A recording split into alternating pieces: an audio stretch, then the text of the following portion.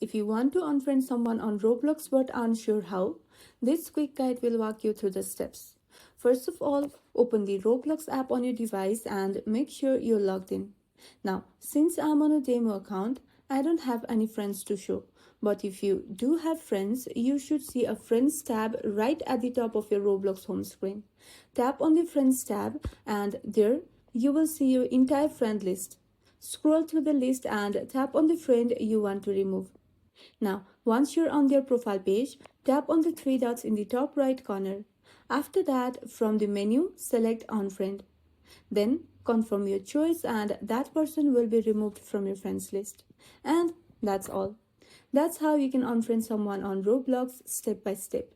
If this guide was helpful, don't forget to like and subscribe for more of these videos, and thank you for watching.